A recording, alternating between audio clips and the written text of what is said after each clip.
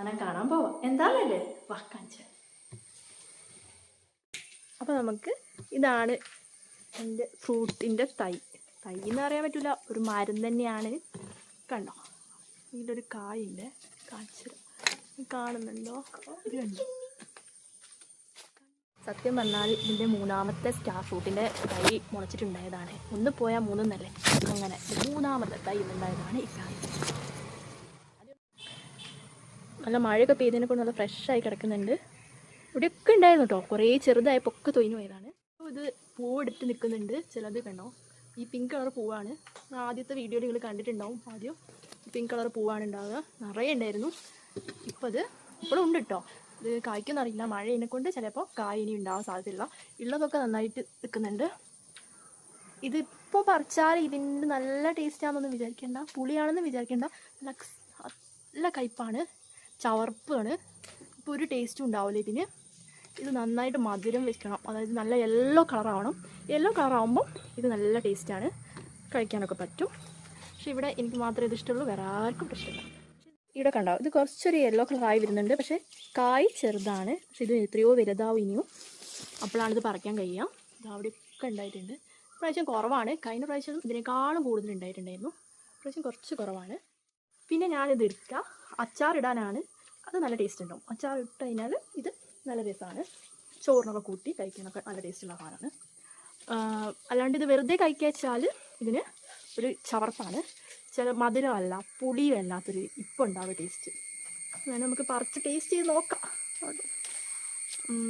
ചേട്ടോ, ഇത് കുറച്ച് പറിച്ച സാധനം കുറച്ച് കഴുകിയിട്ട് കഴിച്ചു നോക്കാം. അപ്പോൾ ഞാൻ കഴുകി എടുത്തിട്ടുണ്ട്. ഇനി നമുക്ക് ടേസ്റ്റ് ചെയ്ത് നോക്കാം.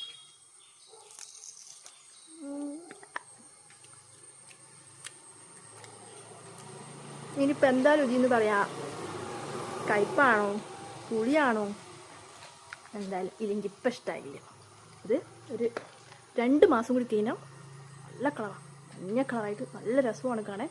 അപ്പോൾ നമുക്ക് കഴിക്കാനും ഇഷ്ടമായിരിക്കും, മധുരവും ഉണ്ടാവും. പക്ഷെ പ്രത്യേകിച്ച് ഇത് മഴക്കാലത്ത് ഇതിനൊരു വെള്ളം പുളി ഇരിക്കും. ഇത് പക്ഷേ മഴക്കാലത്താണ് കൂടുതലായിട്ടും ഇതിൻ്റെ സീസണും തോന്നും.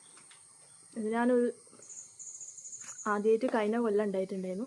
അപ്പോൾ നല്ല ആവശ്യത്തിൽ പഴുത്തിട്ട് അതുവരെ ഞാൻ ഒറ്റ കായുണ്ടായിരുന്നു, പിന്നെ കുറേ അങ്ങോട്ടുണ്ടായി. അതാ ഒരാളെ ഏടിയെടുക്കുക തന്നിട്ടുണ്ട്, അയ്യോ നടന്നുണ്ട് വീഡിയോ ആണെന്ന് പറഞ്ഞപ്പോൾ കൊടുക്കാൻ. ഉപ്പ് കൂട്ടി കഴിച്ചാൽ പിന്നെ ബെറ്റർ ആണെന്ന് എനിക്ക് തോന്നുന്നു. ഇരുന്ന് കഴിക്കാം, കഷ്ടപ്പെട്ട് കഴിക്കുക മതി, ഒഴിവാക്കാം. ഈ ഊഞ്ഞാലിനൊരു പ്രത്യേകത ഉണ്ട്, എന്താണെന്നറിയാം. ഈ ഊഞ്ഞാലിൻ്റെ ഇടയിൽ ഒരു വലിയ ഓഹളുണ്ട്, കാണിച്ചു വലിയൊരു കുഴി. ഈ കുഴി എന്താണെന്നല്ലേ, പണ്ട് ഇവിടെ ഒരു നല്ലൊരു പുളിമരമായിരുന്നു, വലിയൊരു പുളിമരം. ആ പുളിമരം മുറിച്ച് വെട്ടി ആയതിനു ശേഷം ഇത് ഒഴിവായ സമയത്ത് അത് നിരപ്പായ സ്ഥലമാണ്. ഇതിൻ്റെ മഴ പെയ്ത് ഇവിടെ മാത്രം വെള്ളം, അങ്ങനെയുള്ളൊരു കുഴിയാണ്.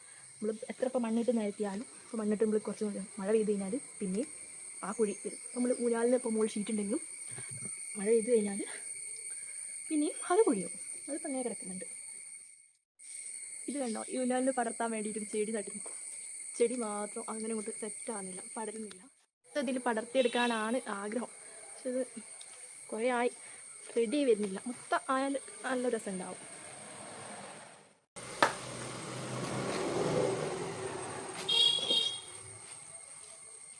ഞാൻ നമുക്ക് ചെറിയൊരു കുഞ്ഞി ചെടി കാണിച്ചിട്ട്, ഇതിൻ്റെ മോളുണ്ടാക്കിയ ചെടി കേട്ടോ, അവളുണ്ടാക്കിയ ഒരു ചെടിയുമാണ്, ചെടി ചട്ടിയുമാണ്. ഈ ചെടിയിലേക്ക് വെള്ളം ഒഴിക്കാൻ വേണ്ടി മാത്രം അവളൊരു ബക്കറ്റ് ഉണ്ടാക്കിയിട്ടുണ്ട്. അത് ഞാൻ കാണിച്ചിടാം. കേട്ടോ, ഇതാണ് ആ ബക്കറ്റ്. അത്രയുള്ള വീഡിയോ. അപ്പോൾ ഇഷ്ടപ്പെട്ടാൽ ലൈക്ക് ചെയ്യുക, സപ്പോർട്ട് ചെയ്യുക.